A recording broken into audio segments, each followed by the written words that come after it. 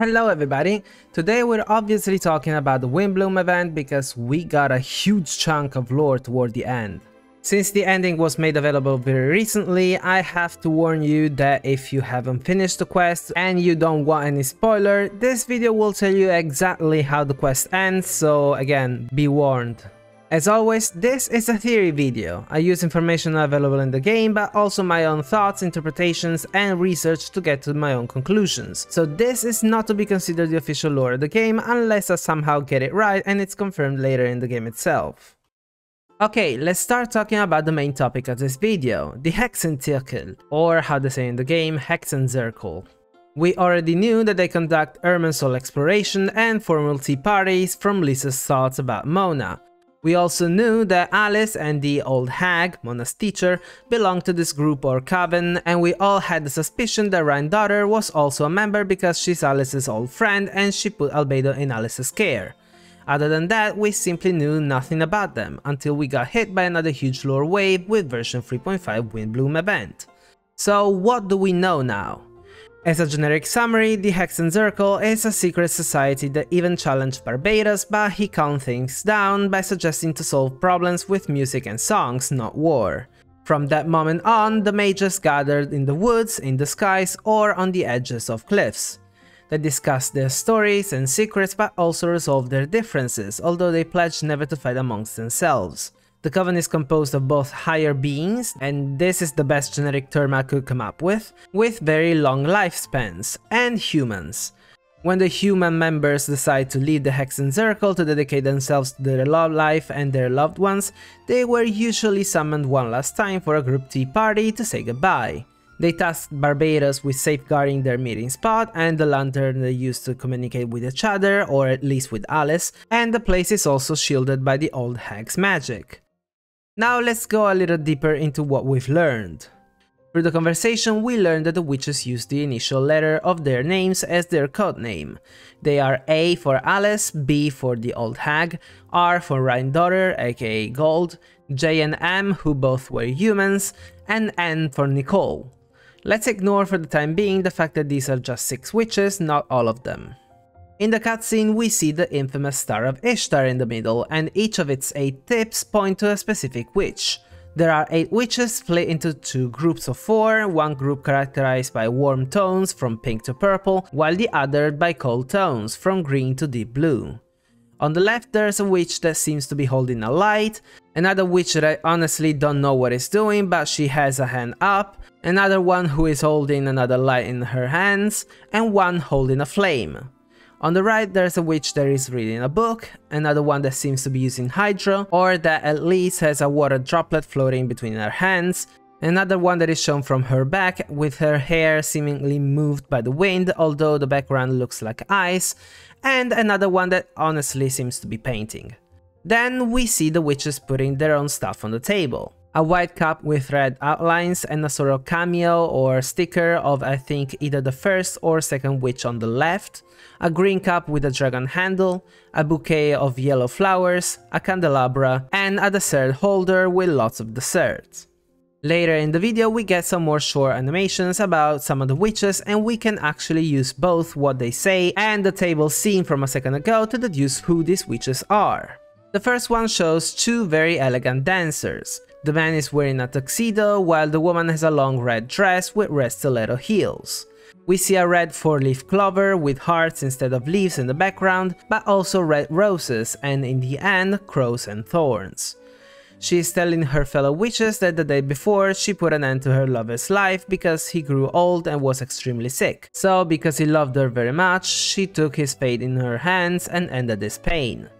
This witch's object on the table is then revealed to be a rose pink cup. Fast forward, we hear Alice talking about the witches being children once, and we see a short animation of a child witch on rooftops. In the sky there's the clock we used to change the time in the game, the scene has a reddish yellowish tint, and I believe this to be the same witch that was dancing with her lover because this animation ends with the same red, well faded red in this case, stiletto heel that she uses as a dancer. Although it may sound as if she's one of the higher beings with long lifespans, this witch is actually J, also known as Ivanova N, don't ask me why her codename is J though, Scarlet's predecessor. If you're wondering how I know her full name, remember to always check the description of the official Genshin Impact's video on YouTube. They always drop some more lore and info in there. Ivanova most likely went back to the Hexenzirkel the day after she put an end to her husband's suffering. I guess the clock in the scene when she's a child represents the fact that she's moral, and for her, time is flowing. Next is the green cup with the dragon handle from before. We see test tubes and flasks in the background, and we also see these gold elongated stars that we are very familiar with. This witch is raising a son, and of all the children she's had, this one is the only one left, so she supposes that she can still be considered a mother. We see that the son she's talking about is a product of her alchemy since he's inside one of her flasks, and it's obvious enough that this child is Albedo, so this witch is Rhinedottir. In the children's scene, I think the first child Alice talks about is Rhinedottir because we see a big meteor falling from the sky, with that same familiar gold star on top, surrounded by other stars, one of which is strangely a triangle.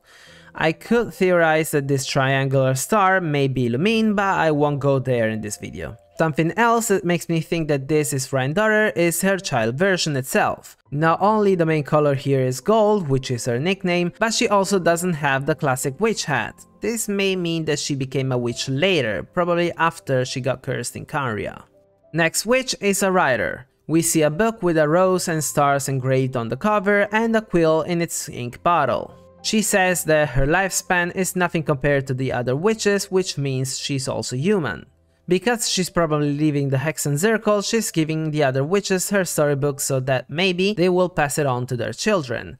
This witch is obviously M, aka Andersdotter, the author of The Boar Princess, and as a consequence, the witch child version is the one with the crowned boar, the taro, and the fox, which together with the wolf that is missing from this scene are the characters of the book. Considering how the book ends, I would have never passed it on to any children ever, by the way. Andersdotter also taught Alice the meaning of grief with her prose, which makes me think that maybe Alice doesn't really understand human emotion. On the ink bottle there's another image of a witch, and I think it's the last witch on the right, the one painting. Now she's a writer, not a painter, so either she's writing a book and it doesn't look like it, or since it's a book for children, she's just painting a simple illustration that usually goes with those kinds of books. I have tried for over an hour to try and find out what the name under the image is, but alas, I couldn't find anything. I tried every Tevat alphabet we know so far, flipped the image upside down, flipped it horizontally, nothing. I will talk about this again later though. The next witch is represented by the most kitsch teacup I've ever seen, filled with deformed stars. It's obviously B, the old hag, aka Barbeloth, since she says the one catchphrase Mona always says. Let me scry. Let me scry. We then see a very peculiar star in the sky, which seems to be the invisible crystal bird that turned into a star, born in wisdom but trapped in ignorance, destined to guide people to their destiny, which is the meaning of its existence. It's not a coincidence that Mona told us about this story, since she's the old hag's apprentice. I think that the last witch child version that we've been shown should be her because of the stars in her hair and the starry night in the background. Then we see the first white cup with red outlines again, but now it's mostly salmon pink all over, but we can recognize the cup from the cameo or sticker on it. This is Alice, the great adventurer of the realms, Dodo King, defender of Old Mondstadt, friend of adults who yet harbor hope, author of the Tevat travel guide, originator of the Kujirai art Temari Jutsu, supplier to the renowned Lord Sangema Bay, elder of the Hexenzirkel, codename A, mother of the most adorable Klee. No, I didn't go crazy, that's her actual description under the video on YouTube. There's only one last witch that appears among the child versions, a kid with pigtails looking out of the window. Now I might be reading too much into this, but isn't that the abyss? There's also a witch flying in the sky and the child is looking at her. Out of a process of elimination, we could say that she's Nicole, mostly because I don't think she's Alice anyway. There could be another option though. Nope, I'm talking about it later. If this is Nicole, we learn that the subject of her study is Tevat's direction and order. She sometimes suddenly speaks to people through their mind to guide them toward the truth when a change occurs in the world. She also uses her voice to guide the way forward when people run into a truly dangerous situation. This means that we can finally give a name to the voice in Sumeru at the end of the version of Genesis. Now I think it's probably time to address the elephant in the room. We have 7 seats at the table. We know the names of 6 out of 7 of these witches, but there are actually 8 of them in the first image of the cutscene. Who is the 8th? I have no idea whatsoever. Or maybe I do. Well, since this group was created centuries ago, it may be that one of them either left for good, leaving no successor, or that they fought with this witch, who then left, which would make sense since they pledged never to fight among themselves, potentially as a consequence after losing one of their sisters. A third option is that the 8th witch can really come to the gatherings even if she wanted to, because there's one single person who seems to be doing something similar to what the Hexenzirkel normally do, which is Irminsul exploration. Considering how Irminsul's branches, the ley lines, extend from the abyss to the sky of Tevat, who is the one character we know to be in the abyss but we know nothing about? Skirk, Child's Master. The woman he found when he fell into the abyss by accident when he was a child, who taught him to survive. Maybe her existence as one of the Hexenzirkel needs to be kept a secret, considering where she conducts her research. I mean, why would she be in the abyss? She is obviously not stranded there since Child found a way out and she could clearly have followed him. She is the other option I talked about before when it comes to the child in this scene, since, you know, what she sees outside the window does look like the abyss. Now it's time to speculate a little. There are 8 witches, one of which, Rhinedottir, is from Canria. Alice is most likely from Mondstadt, or better yet, from Old Mondstadt, since she's described as the defender of Old Mondstadt, while Jay, Ivanova, is from Snezhnaya. This makes me think that each witch comes from a different nation. So we could speculate that Nicole may be from Sumeru since Tevat's direction and order are her subject of study, so it feels like she's a researcher, but also the fact that she knows how Irminsul works, and that memories can be changed through it. I think she's the top right witch because of the green color and the book she's reading. On the other hand, her name is the only one that sounds French, so she could potentially be from Fontaine, which is a problem because I think that B, Barbeloth, Mona's teacher, may be from Fontaine as well, but in this case, I have no proof of that other than the fact that we haven't met her yet, so she's probably not from a nation we already visited. I think she's the second witch top right, the one with the teardrop in her hands. M, Andersdotter, may be from Inazuma. Like I said, I tried for an hour to decipher the name underneath the witch sticker on her ink bottle, and although I wasn't able to translate it, the writing does look very similar to the Inazuman alphabet. My bet is that she's from Tsurumi Island actually, just because the first letter of her name, if seen upside down, looks very similar to this symbol we found on Tsurumi Island. Inazuma is also known for her Yae publishing house that Yae Miko founded after Ai shot herself into the puppet, so centuries ago, when the Hexenzirkel was also founded. Alice has also known Yae Miko for some time now, calling her Little Yae and noticing how much she's grown. So this means that she spent some time in Inazuma, potentially because one of her friends was from that nation. The only problem with this theory is her name, Andersdotter, which sounds nothing like an Inazuma name, but there are plenty of characters from specific nations with foreign names. But she also has an M as her code name, which is probably her name, while Andersdotter is probably her surname, and having a name and a surname is typically Inazuman. That leaves us with 2 unknown witches, one probably from Natlan and one probably from Liyue, one of which may or may not be Skirk. I think though that the one from Natlan is represented by the red cup we were shown when Alice said that sometimes they need to vent out their troubles to the wind, even if the nations go to war. And Natlan is the nation of the god of war. This means that Skirk should be from Liyue. I intentionally didn't talk too much about Alice because I wanted to give her a dedicated section. We learn that she is centuries old, so she's not human. Considering Klee's ears, she is most likely one of those few elf people of Teyvat, and except for Layla and Klee, they all have long lifespans. I'm talking about Rukkhedevata, Kusanali and Pulcinella. There's also Iansan, but we know nothing about her. I excluded both Layla and Klee because Layla has an adult body and I highly doubt she's centenarian, and Klee is actually a kid despite the countless theories about her being extremely old. This reminds me of both Ganyu and Yanfei. They are both half adepti and half human, but there's a catch, I think. Ignoring Ganyu, since we know she was born back during the Archon War, Yanfei's mother should still be alive, but also Yanfei was born in peaceful times. She will probably end up living for centuries, but for now she might be the actual age she looks. As a consequence, I could deduce that people with half eliminated being and half human's blood will end up having a long lifespan, but they probably grow into adulthood at the same pace as a normal human being. Then, as we saw with again Ganyu and Yanfei, half-blood beings look like humans but with at least one trait from the illuminated being parent, in their case the horns and the antlers. This makes me think that the elf ears are the trait that is passed down to a half-blood child, that is, in this case, Klee and Layla.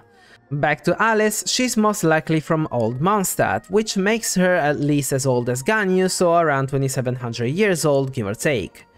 As we've seen with Rukkhedevata and Kusanali, pure-blood higher beings tend to grow very slowly.